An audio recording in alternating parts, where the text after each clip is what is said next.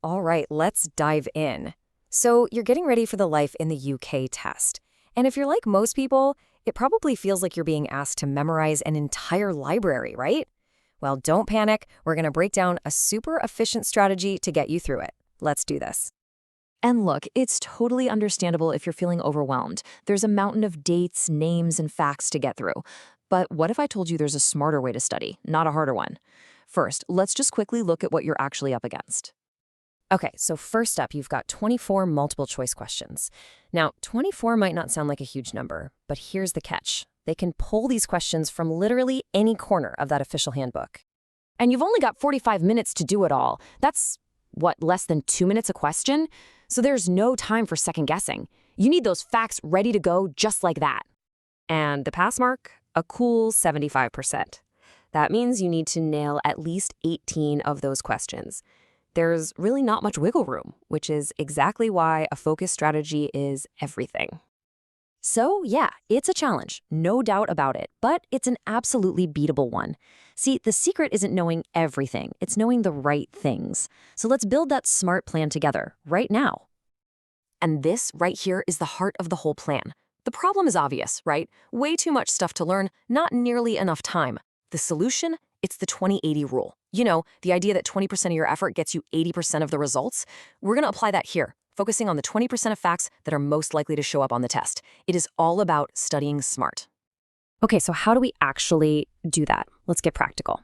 We're going to walk through a 3-hour cram plan. It's designed from the ground up to hit those high-yield topics and maximize your score. Now, what's really interesting here is the method. It's not just passive reading. Notice step 1, read, cover, recite. That's called active recall.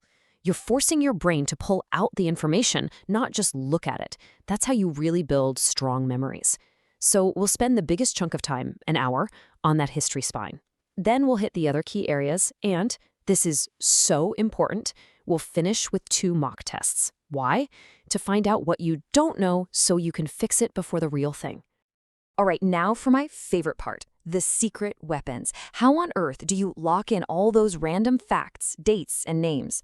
With mnemonics. Seriously, these are little memory hacks that are absolute lifesavers when you're under pressure. Let's try one out. The test loves to ask about the patron saints and their feast days. Now, you could try to memorize 4 separate facts, or you could just remember 4 letters. D, P, G, A. What do you think that stands for?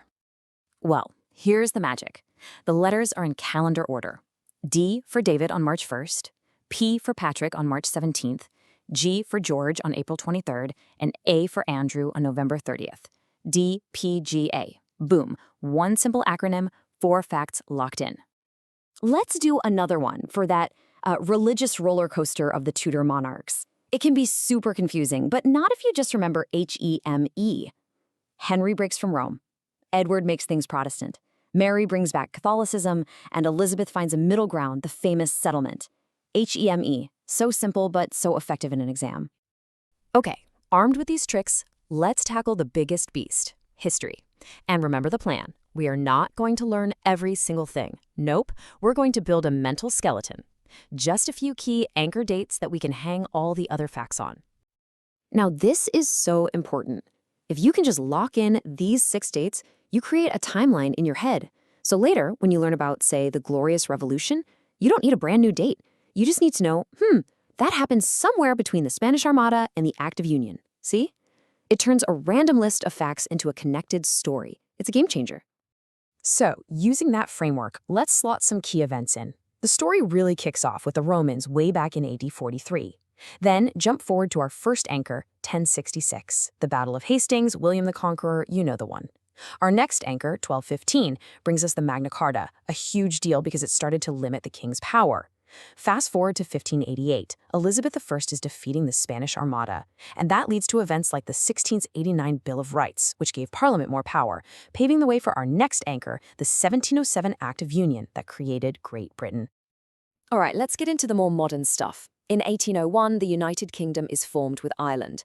Then, a massive moral step in 1833, slavery is abolished in the empire. Of course, you have the 2 world wars. But here's a really key date for social history, 1928, when women finally got the same voting rights as men. And then you have 1948, a huge year. You've got the arrival of the Windrush generation and the birth of the NHS, both happening at the same time.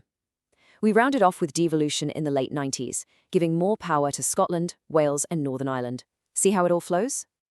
Okay, that's the history spine. Now let's shift gears and talk about the UK today. We're talking government, structure, and the core values you need to know.